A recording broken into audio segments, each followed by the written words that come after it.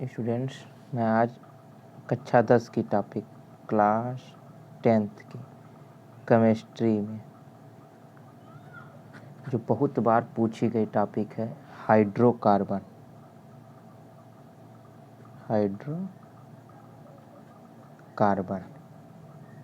के बारे में बताने जा रहा हूँ, जिसको आप लोग पढ़ के कम से कम केमिस्ट्री में 5 से 7 नंबर का क्वेश्चन यहाँ से बनता है। क्लास 10th में 2022 के लिए बहुत से इम्पॉर्टेंट टॉपिक हैं।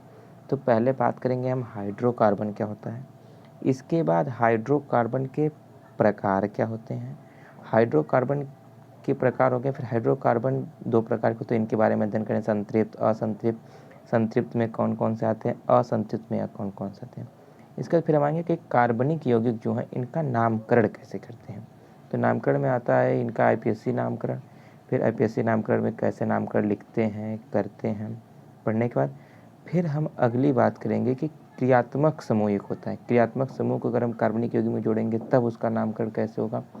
फिर हम आप लोगों को कम से कम 5-10 ठो ऐसा बताएंगे कि इनका नामकरण कैसे कैसे ये हो रहा है और कैसे कैसे इसे होना चाहिए। फिर इसके बारे में और भी डिटेल बताने की कोशिश करेंगे। तो सबसे पहले हम जानते हैं कि हाइड्रोकार्बन क्या होता है। देखो, हाइड्रोकार्बन 2 वर्ड से मिलकर के बना हुआ है।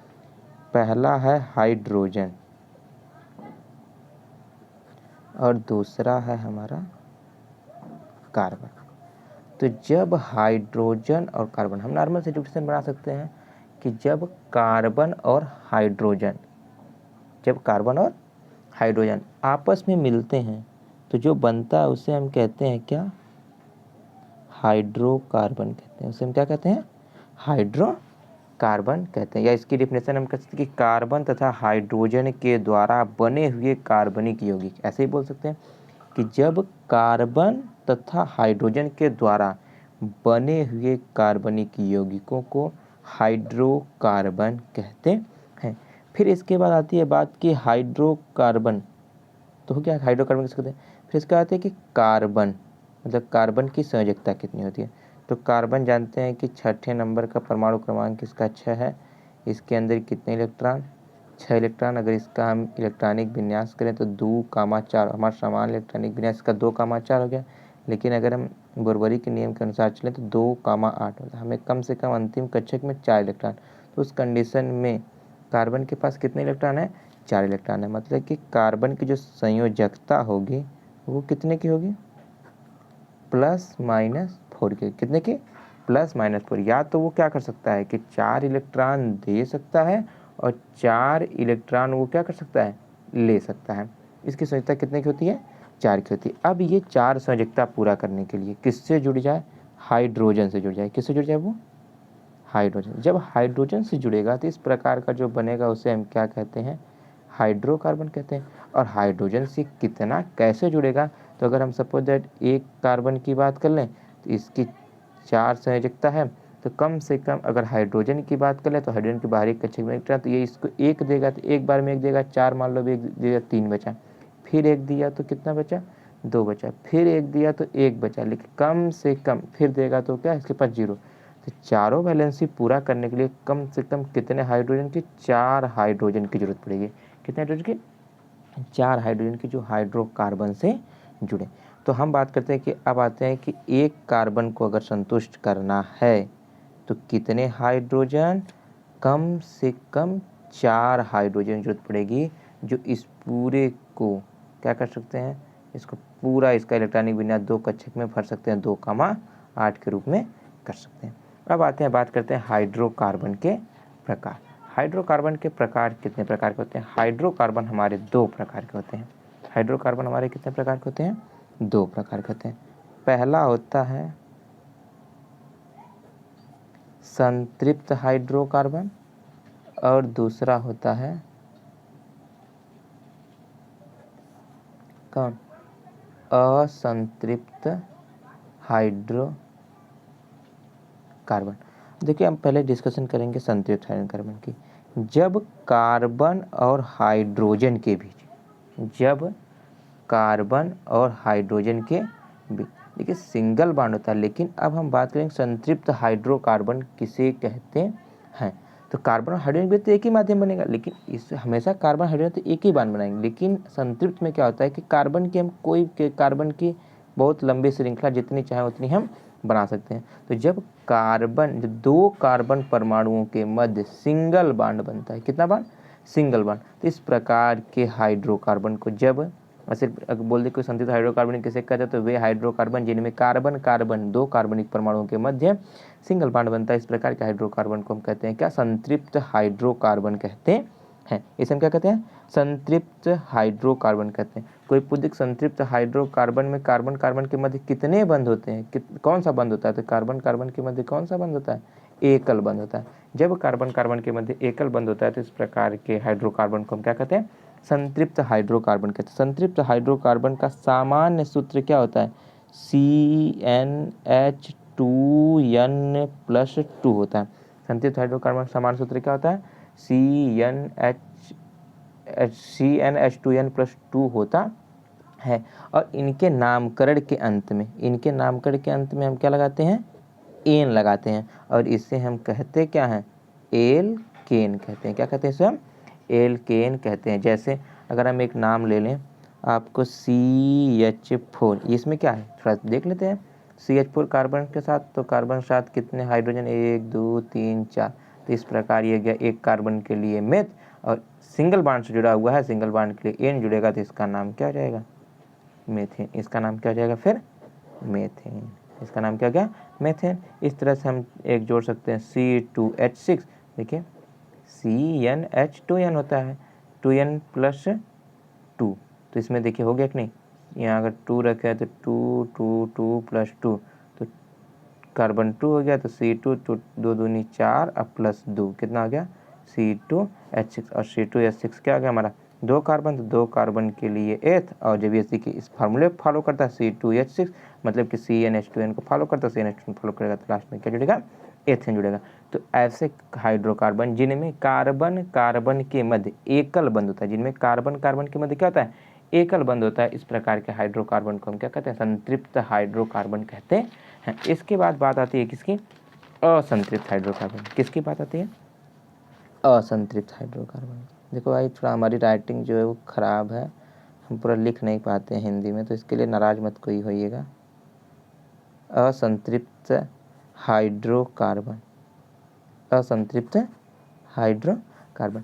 असंतृप्त हाइड्रोकार्बन क्या होता है कि जब कार्बन कार्बन के मध्य, अभी तक हमने एकल बंध था तो इसे हमने कहा संतृप्त हाइड्रोकार्बन मतलब एक बंध। अब कार्बन कार्बन के मध्य अगर डबल बंड हो जाए, या कार्बन कार्बन के मध्य ट्रिपल बना, जब दो कार्बन कार्बन, अब देखिए असंतृप्त हाइड्रोकार्बन दो कौन से? जब कार्बन कार्बन के मध्य सिंगल बॉन्ड नहीं होता, इस प्रकार के हाइड्रोकार्बन को हम क्या कहते हैं? असंतृप्त हाइड्रोकार्बन कहते हैं। या असंतृप्त वे हाइड्रोकार्बन जिनमें दो कार्बन परमाणु के मध्य डबल बॉन्ड हो या ट्रिपल बॉन्ड हो, इस प्रकार के हाइड्रोकार्बन को हम क्या कहते हैं? असंतृप्त हाइड्रोकार्बन। अब असंतृप्त हाइड्रोजन मेनली कितने प्रकार के होते हैं? 2 प्रकार के होते हैं। पहला क्या होता है कि एल्कीन, और दूसरा क्या होता है? एल्काइन। दूसरा क्या होता है? एल्काइन। जब देखिए हम एक बात और हमारी बहुत गौर से सुन लीजिए, सभी से मेरी एक रिक्वेस्ट है कि हम ज़्यादा लिखेंगे नहीं, हमारी बातों पे आप गौर करिए कि हम क्या बोल रहे हैं, ठीक? लिखना ज़्यादा ज़रूरी नहीं है, तो ऐसे हम लिखते कम हैं और समझाते ज़्यादा, तो समझने वाली जो बातों पर हमारे फोकस करिए, लिखने की ज़्यादा ज़रूरत नहीं है। जब लिखने की बात आएगी तो वहाँ पे लिख सकते हो तुम, लिखने का तरीका तुम्हें पता होना चाहिए। देखिए एल्कीन हो गया, तो एल्कीन कार्बन कार्बन के मध्य जब डबल बॉन्ड, अभी तक हमने बात किसकी किया था? पीछे बात किया था एल्केन। एल्केन हमारा कौन सा? संतृप्त हाइड्रोकार्बन था। जब कार्बन कार्बन में सिंगल बॉन्ड होता है उसे हम संतृप्त हाइड्रोकार्बन कहते हैं। अब जब कार्बन कार्बन के मध्य डबल बॉन्ड आ जाए तो इस प्रकार के हाइड्रोकार्बन को हम क्या कहते हैं? असंतृप्त हाइड्रोकार्बन। इसको लिखने का तरीका कि जब दो कार्बन परमाणुओं के मध्य कार्बन कार्बन के बीच डबल बॉन्ड होता है तो इस प्रकार के कार्बन परमाणुओं के, इस प्रकार की कार्बन श्रृंखला को हम क्या कहते हैं? एल्कीन कहते हैं, असंतृप्त हाइड्रोकार्बन भी कहते हैं। इनका सामान्य सूत्र, अगर हम एल्कीन का सामान्य सूत्र की बात करें, एल्कीन का सामान्य सूत्र होता है CnH2n होता है। इनका सामान्य सूत्र क्या होता है? CnH2n होता है। और इनके नाम के अंत में क्या लगता है? नाम के अंत में क्या लगता है? ईन लगता है। नाम के अंत में क्या लगता है? ईन लगता है। जैसे हम अगर नाम ले लें C2H4, H पर देखो फॉलो पहले किसको करता है, हम चेक कर लें, CnH2n को करता है, किसको करता है, तो हम देखो हमें मिल गया कि C2H2 × 2, तो मतलब कितना हो गया C2H4, किसको संतुष्ट किया है, एल्किन वाले को संतुष्ट किया। एल्किन के लिए अगर कार्बन 2 है तो कार्बन 2 के लिए क्या होता है, एथ होता है, और कार्बन 2 के लिए जब एथ होता है तो इसमें क्या जुड़ जाएगा, इन, तो हो जाएगा क्या, एथीन, क्या हो जाएगा ये, एथीन हो जाएगा, ये हमारा हो जाएगा क्या, एथीन, इसका नाम हो गया हमारा एथीन। अब इसके बाद आता है कौन सा, तीसरी वाली बात कर ले तो एल्काइन, क्या होता है बाबू, एल्काइन। एल्काइन होता है कि जब कार्बन की श्रृंखला में 2 कार्बन परमाणु के मध्य ट्रिपल बॉन्ड होते हैं, जब कितने बार होते हैं बाबू, ट्रिपल बॉन्ड होते हैं, तो इस प्रकार की कार्बन श्रृंखला को हम क्या कहते हैं, एल्काइन कहते हैं। क्या कहते हैं इसको वो, एल्काइन कहते हैं, जब कार्बन कार्बन के मध्य ट्रिपल बॉन्ड, ये नाम के अंत में कैसे बोल सकते हैं इसको, कि जब कार्बन कार्बन परमाणुओं के मध्य ट्रिपल बॉन्ड होता है, 3 बंध द्वारा जब 2 कार्बन परमाणु आपस में जुड़े होते हैं, तो इस प्रकार के कार्बन श्रृंखला को एल्काइन कहते हैं। इस प्रकार कार्बन श्रृंखला को क्या कहते हैं, एल्काइन कहते हैं। एल्काइन इस नाम के अंत में, ये नाम के अंत में क्या जुड़ता है, आइन जुड़ता है। तो जब कार्बन कार्बन परमाणु के मध्य ट्रिपल बॉन्ड होता है तो उसे हम क्या कहते हैं, एल्काइन कहते हैं। अब आती है बात, इसका सामान्य सूत्र अगर देख लिया तो इसका सामान्य सूत्र होता है CnH2n-2 होता है। इसका सामान्य सूत्र क्या होता है, CnH2n-2 होता है। जैसे अभी हम कार्बन इसका एग्जाम्पल देख लें तो एग्जाम्पल होता है इसका C2H2। इसको अगर बनाना देख लो, कार्बन कार्बन के बीच ट्रिपल बॉन्ड, एक सिंगल बॉन्ड इधर, एक सिंगल बॉन्ड, इसका एग्जाम्पल हो गया क्या, C2H2। इसका अगर नाम ले लिया जाए तो नाम कार्बन के लिए एथ और आइन जुड़िए, इसका नाम हो गया क्या, एथाइन। इसका नाम क्या हो गया, एथाइन। फिर आता है क्या, अगली बात आती है कि क्रियात्मक समूह। क्रियात्मक समूह, तो क्रियात्मक समूह हमारे पास कितने होते हैं, तो हमने तो क्रियात्मक समूह में देख लिया था, हाइड्रोकार्बन 2 देख ही लिया है, एक एथेन, दूसरा एथीन और तीसरा एथाइन।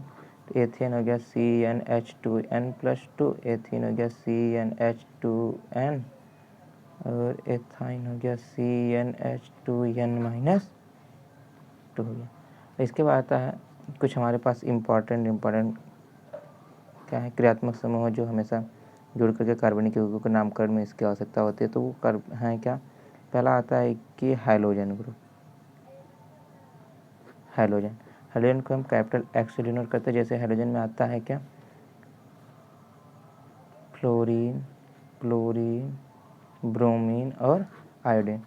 इसके बाद क्रियात्मक समूह है एल्कोहल। क्रियात्मक समूह का जो सूत्र है वो इसे कहते हैं OH।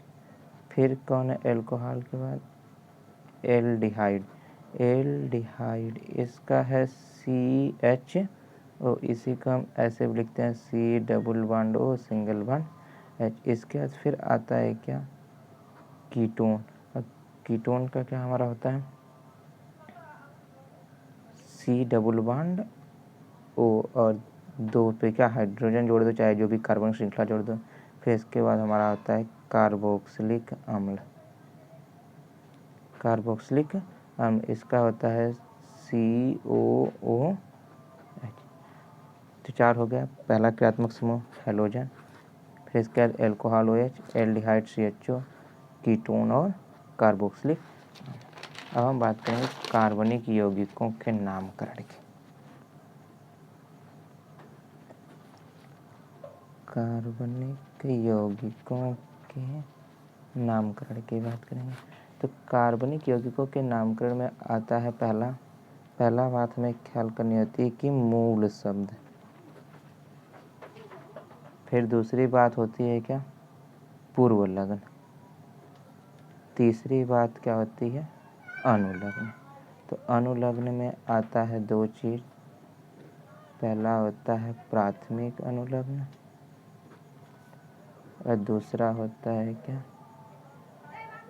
द्वितीयक अनुलग्न। इसके बाद बात करते हैं कि मूल शब्द क्या होता है। मूल शब्द क्या होता है कि कार्बन के बीच हमने बांध रहा था, एक सिंगल बॉन्ड जुड़ सकता है कार्बन, डबल बॉन्ड जुड़ सकता है कार्बन, और कार्बन ट्रिपल बॉन्ड से। तो कार्बन जो किसी श्रृंखला में, कार्बन की श्रृंखला में कार्बन परमाणु की संख्या को हम क्या कहते हैं, मूल शब्द कहते हैं। तो कार्बन अगर एक है तो इसके लिए मूल शब्द लगता है 2, इसे हम कार्बन की गिनती भी कहते हैं। कार्बन 2 के लिए एथ, कार्बन 3 के लिए प्रोप, कार्बन 4 के लिए ब्यूट, कार्बन 5 के लिए पेंट, कार्बन 6 के लिए हेक्स, कार्बन 7 के लिए हेप्ट, कार्बन 8 के लिए आक्ट, कार्बन 9 के लिए नोन, और कार्बन 10 के लिए डेक। फिर इसके बाद बात आती है क्या, नॉन डेक। तो हो गया कार्बन की श्रृंखला, कार्बन 1 में एथ, 2 eth, 3 pro, but, pent, hex, hept, oct, non deck.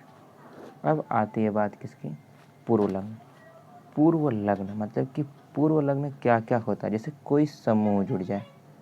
पूर्व लग्न यह है, इसे हम कोई हाइड्रोजन, इसकी अगर नामकरण की बात कर दें हम CH3Cl, तो देखो यहाँ पे कार्बन की श्रृंखला तो हमने गिनती कर लिया, ये हमारा हो गया मुख्य शब्द। लेकिन ये Cl क्या है, कोई क्रियात्मक समूह। अभी क्रियात्मक समूह पूर्व लग्न में आता है या ये किस में आता है, अनुलग्न में आता है। तो जब ये पूर्व लग्न में आएगा तो इसे पूर्व लग्न कहेंगे। जैसे अभी हमने बात किया था, किसके पीछे देख लेते हैं यहाँ पे, क्रियात्मक समूह। क्रियात्मक समूह हमने बात किया था, पहला क्रियात्मक समूह हमारा क्या था, यहाँ पे हैलोजन। तो जितने भी हैलोजन होते हैं, फ्लोरीन, क्लोरीन, ब्रोमीन और आयोडीन, ये सब के सब हमें क्या देते हैं, पूर्व लग्न देते हैं। लेकिन एल्कोहल, एल्डिहाइड, कीटोन और कार्बोक्सिलिक, ये हमें क्या देते हैं, अनुलग्न देते हैं। अब इनका हम पूर्व लग्न और अनुलग्न कैसे लिखते हैं, इसके बारे में जानकारी कर लें। जैसे अगर हम बात कर लें हैलोजन की, तो हैलोजन में अगर हम Cl की बात करें तो Cl हमें देता है क्या, क्लोरो, ये कैसा है, पूर्व लग्न है। इसके बाद Br की बात करें तो Br हमें देता है क्या, ब्रोमो, ये कैसा है, ये भी क्या है, पूर्व लग्न है। फिर इसके बाद F की बात कर लें, ये हमारा क्या होता है, फ्लोरो, और ये भी क्या है, पूर्व लग्न है। इसके बाद क्लोरीन, ब्रोमीन, फ्लोरीन, और इसके बाद आता है आयोडीन, ये भी ये देता है हमें क्या, आयोडो, और ये भी क्या है, पूर्व लग्न ही है। फिर आता है क्या, अनुलग्न। क्या आता है इसमें, देखो 2-3 चीज़ ऐसे भी आ सकती है, जैसे कि कोई समूह जुड़ जाए, CH3 अगर समूह जुड़ जाए तो इसे हम कह सकते हैं कौन सा समूह है, मेथिल समूह है। और जैसे अगर जुड़ जाए क्या, C2H5, इस प्रकार के समूह को हम क्या कहते हैं, एथिल समूह भी कहते हैं। फिर आता है क्या, अनुलग्न क्या होता है। तो अनुलग्न हमें कितना पढ़ना है, ज़्यादा नहीं पढ़ना, हमें 4 ठो अनुलग्न पढ़ना है। मतलब क्रियात्मक समूह का अनुलग्न, तो 4 में हमें पहला अनुलग्न जो मिलता है वो है क्या, एल्कोहल, ये हमें क्या देता है, अनुलग्न देता है। अगर किसी कार्बन श्रृंखला में OH जुड़ा रहेगा तो ये नाम के अंत में क्या जोड़ता है, हाल जोड़ता है। इसके बाद दूसरा है क्या, एल्डिहाइड। एल्डिहाइड का सूत्र होता है CHO। अगर ये किसी कार्बन श्रृंखला में जुड़ जाए तो ये नाम के अंत में क्या जोड़ देगा, अल जोड़ देगा।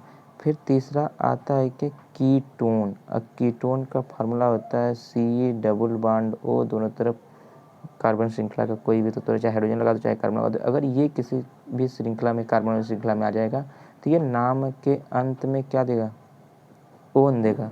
और चौथी कंडीशन क्या होती है कि जब किसी भी, चौथा होता है क्या, कार्बोक्सिलिक अम्ल। कार्बोक्सिलिक अम्ल, इसका सामान्य सूत्र होता है COOH। देखो COH के लिखने का 2 तरीका है,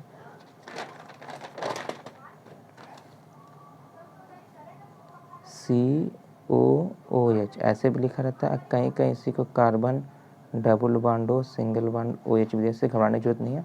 तो अगर ये नाम के अंत में, किसी कार्बन श्रृंखला के नाम के अंत में जुड़ जाए तो ये क्या लगता है, ओइक अम्ल। कहीं भी कार्बन श्रृंखला में जुड़ा रहेगा लेकिन ये नाम के अंत में क्या लगाता है, ओइक अम्ल। तो हम एक बार देख लेते हैं, पहले हमें क्या लगाना है, पूर्व लग्न, फिर क्या, मुख्य शब्द, और उसके बाद तीसरी बात क्या लगाना है, अनुलग्न।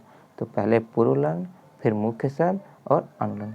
पूर्व लग्न क्या है, हाइड्रोजन ग्रुप कोई भी आ जाएगा, क्लोरीन तो क्लोरो, ब्रोमीन तो ब्रोमो, आयोडीन तो आयोडो, और फ्लोरीन तो फ्लोरो। अगर कहीं OH दिखे तो मतलब ये क्या हमारा अनुलग्न है, और अनुलग्न के लिए OH के लिए R, CHO दिखे तो अल, COH दिखे कार्बोक्सिलिक अम्ल तो ओइक अम्ल। अगर कार्बन डबल CO दिख जाए तो ये क्या देता है, ओन। यहाँ तक हमें इस बात को क्लियर रहना चाहिए। अब हम चलते हैं कि कुछ सामान्य कार्बनिक मतलब कि कुछ ऐसे तत्वों के बारे में अध्ययन करेंगे जिनका हम नामकरण करते हैं, जो हमें बार बार पूछा गया है। जैसे कभी कभी एक क्वेश्चन दे सकता है कि एल्काइन का सूत्र है, कभी कोई पूछता है कि एल्काइन का सूत्र है, एल्काइन का सूत्र, एल्काइन का सूत्र क्या होता है, CnH2n-2 होता है। अगर हमको दे दे तो एल्काइन का सूत्र CnH2n-2 होता है, तो यहाँ पे अगर हमें विकल्प देता है तो इसका हो सकता है, अगर C3H4 दे दे तो इससे हम कह सकते हैं CnH2n-2, ये हमारा हो गया क्या, एल्काइन। फिर इसके बाद क्वेश्चन बनता है क्रियात्मक समूह क्या है, तो क्रियात्मक समूह ने पढ़ लिया। क्रियात्मक समूह क्या होते हैं, परमाणु अथवा परमाणुओं का वह समूह जो कार्बनिक यौगिकों की अभिक्रियाशीलता बताते हैं, उनमें गुणधर्मों को सुनिश्चित कराते हैं, उन्हें हम क्या कहते हैं, क्रियात्मक समूह कहते हैं। क्रियात्मक समूह 4 प्रकार के होते हैं, एल्कोहल, एल्डिहाइड, कीटोन था कार्बोक्सिलिक अम्ल। इसके बाद बात कर और भी होते हैं, लेकिन हमें पढ़ना कितना है, इतना ही पढ़ना। इसके बाद है कि थोड़ा सा नामकरण के बारे में बात कर लें कि इनका नामकरण क्या होता है। देखो एक क्वेश्चन है, सबसे पहले बात कर लें हम कि इसका नाम क्या होगा, CH3 CH double bond CH2। तो सबसे पहले बात हमें ये चेक करना होगा कि कार्बन कार्बन के मध्य बंध कौन सा है। इसमें हमें दिख रहा है कि कार्बन कार्बन के मध्य देखो कौन सा बंध है, यहाँ पे तो कार्बन कार्बन के मध्य सिंगल बॉन्ड दिख रहा है, लेकिन यहाँ पे कार्बन कार्बन के मध्य डबल बॉन्ड जुड़ रहा है। तो डबल बॉन्ड होगा तो डबल, अगर सिंगल बॉन्ड तो एन, डबल बॉन्ड तो ईन, ट्रिपल बॉन्ड तो आई, ये बात है। यहाँ पे क्या है, तो इसका मतलब कि नाम के अंत में क्या लगेगा, ईन लगेगा। अब देखो ये कितने कार्बन, 1 2 3, कितने कार्बन है, 3 कार्बन है। तो 3 कार्बन के लिए हो जाएगा, गिनती से स्टार्ट मूल शब्द से जाना है, 3 कार्बन के लिए प्रोप, और डबल बॉन्ड है तो ईन, कितने पे डबल बॉन्ड है, तो देखो यहाँ से अगर नंबरिंग कर लें तो जिधर से नंबरिंग उधर से करते हैं, जिधर से ये बॉन्ड क्या है, नज़दीक है, यहाँ से 1 नंबर 2 नंबर, इसका नाम हो जाएगा क्या, 1 प्रोपीन। नाम क्या हो जाएगा, 1 प्रोपीन हो जाएगा, इसका नाम क्या हो जाएगा, 1 प्रोपीन। इसका एक और आता है, जैसे ये हमारे पास आ जाए CH3 CH2 CH2Cl। तो सबसे पहली बात इसमें देखो क्रिया खोजे क्या है, पहली बात तो कार्बन कार्बन के बीच सिंगल बॉन्ड है तो एन लगेगा, ये तो कन्फर्म है। फिर क्रियात्मक समूह खोजे तुमने यहाँ पे Cl, तो Cl के लिए क्या लगता है, क्लोरो। अब इसके बाद कार्बन श्रृंखला गिनती कर लो, 1 2 3, तो 3 के लिए प्रोप, इसका नाम क्या है, क्लोरो। तो ये कैसा है, पूर्वलग्न के अनुलग्न, Cl लगेगा तो पूर्वलग्न, तो पूर्वलग्न के लिए जाएगा क्लोरो प्रोप, और सिंगल बॉन्ड जुड़ा हो तो क्लोरोप्रोपेन, इसका नाम क्या हो गया, क्लोरोप्रोपेन हो गया। फिर थोड़ा सा और इसके बारे में देख लेते हैं, एक ऐसे दिया है, जो सुबह हम पढ़ा रहे थे, इसके बारे में डिस्कशन थोड़ा सा है, तो फिर हम देख लेते हैं। एक अगला सा है C सिंगल बॉन्ड C, फिर सिंगल बॉन्ड C, फिर H, फिर H,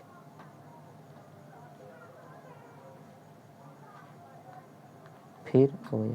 अब इसका नामकरण करेंगे, देखिए पहले क्रियात्मक समूह यहाँ पे OH है।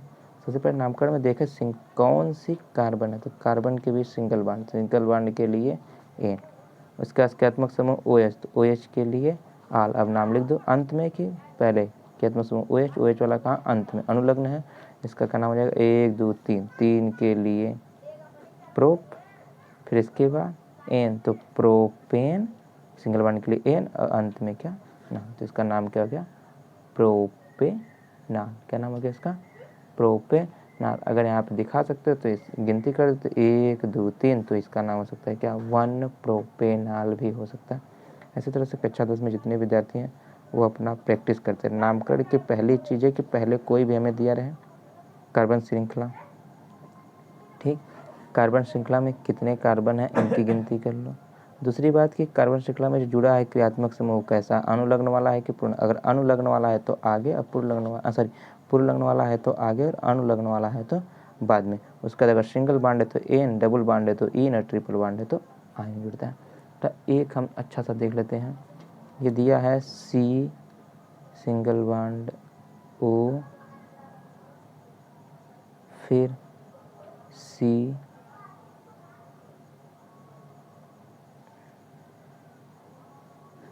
ऐसे नहीं दिया, ये अगला दिया है, हमें दे दिया है कि CH3 का ट्वाइस CH2OH, तो इसको पहले हम विस्तार से लिख देते हैं। इस CH पे CH2OH है, और फिर यहाँ CH3 कितनी बार है, 2 बार है। CH3 कितनी बार है, 2 बार है। तो यहाँ पे देखो सबसे पहले कार्बनिक श्रृंखला सबसे लंबी है, तो 1 2 3, इधर आएंगे तब भी क्या 1 2 3, तो यहाँ पे पहले पे क्या है OH जुड़ा हुआ है, और दूसरे नंबर पे क्या जुड़ा हुआ है, एक मेथिल समूह।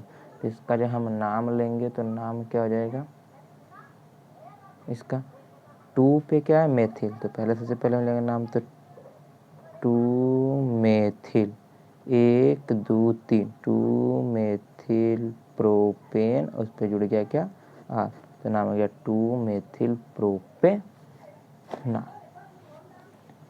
अब आती है बात कि अगर इसका नाम कर पूछ दे कि CH3CH2Cl, तो देखो वो CH3CH2Cl का नाम कर कैसे, कार्बन श्रृंखला कितनी, 2 कार्बन के लिए एथ, सिंगल बॉन्ड तो एथेन, और Cl के लिए क्लोरो, तो इसका नाम हो गया क्या क्लोरो एथेन। इसका नाम क्या हो गया क्लोरो एथेन, इसका नाम आ गया हमारा क्लोरो एथेन। अब आती है बात, एक हम और देख लेते हैं सिंपल सा, C2H5CHO, C2H5CHO का नाम क्या होगा, देखो यहाँ पे CHO, लेकिन हाँ यहाँ पे ध्यान देना कि ये तो क्रियात्मक समूह, फिर भी क्रियात्मक समूह का कार्बन जो है इसकी गिनती किसमें होती है, कार्बन श्रृंखला में होती है। इसके पास 2 कार्बन, यहाँ पे एक 3 कार्बन, 3 कार्बन के meth eth prop, single bond जुड़ा रहेगा, ये तो हो जाएगा प्रोपेन, और इसके लिए क्या अल, तो इसका नाम हो गया क्या प्रोपेनल, इसका नाम हो गया क्या प्रोपेनल। इसके बाद फिर एक आता है CH3 CH2 CO CH2 CH3, ये देखो यही है हमारा कार्बन, एक H फिर C फिर H फिर C डबल बॉन्ड O, फिर C एक H फिर C एक H 2 H, और फिर 1 2 3 4 5 6 7 जो भी है। इसके बाद हम यहाँ गिनते सभी सिंगल बॉन्ड से, सिंगल बॉन्ड के कितने कार्बन, 1 2 3 4 5, तो 5 कार्बन के लिए पेंट लगा दें।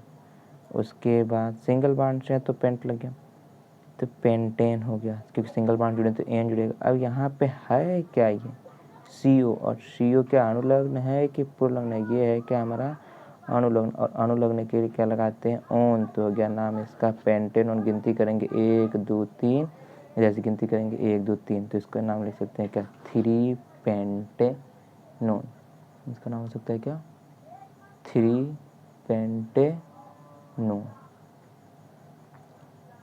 आई बात समझ में, 3 पेंटेनोन।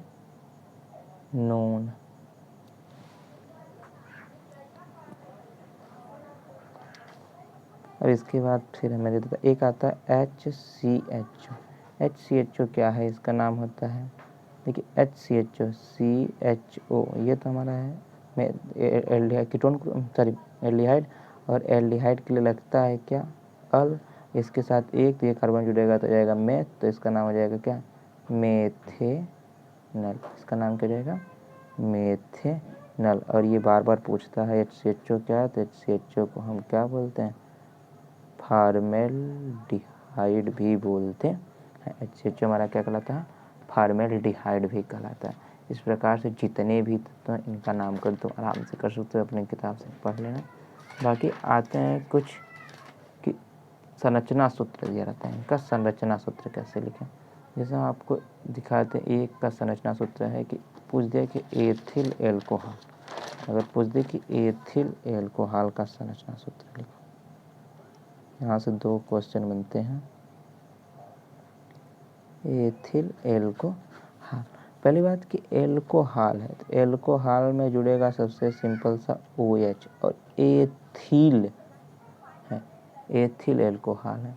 तो एथिल के लिए आप क्या लिखोगे, ये इसका देखो सामान्य नाम दे दिया है एथिल एल्कोहल।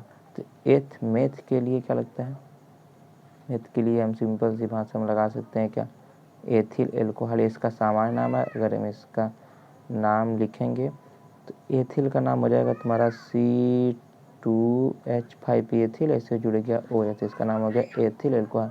इसको तुम कार्बन कार्बन श्रृंखला में ऐसे जोड़ सकते हो। इसका अगर IPSC नाम की हम बात करें, देखो सामान्य नाम दिया, इसका IPSC नाम देख लो तो एक कार्बन दो कार्बन के लिए एथेन, और उस पर जुड़ गया क्या, एथेन। फिर इसके बाद आता है HCHO, ये तुम्हारा क्या क्या फॉर्मल्डिहाइड। और एक आता है क्या HCOOH, इसको हम कहते हैं क्या, फार्मिक अम्ल। इसको हम क्या कहते हैं, फार्मिक अम्ल। ये बहुत इम्पॉर्टेंट है। HCOOH क्या हमारा कहलाता है, फार्मिक अम्ल कहलाता।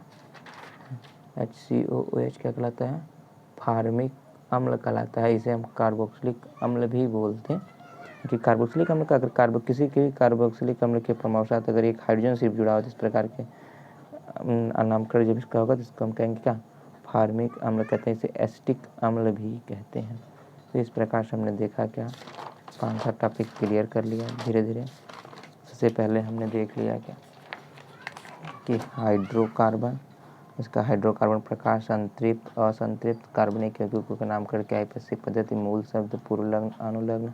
फिर इसके बाद अनुलग्न में 2 प्राथमिक और द्वितीय क्रियात्मक समूह क्या होते हैं, कि 4 क्रियात्मक समूह पे कुछ सामान्य कार्बनिक यौगिकों के नाम।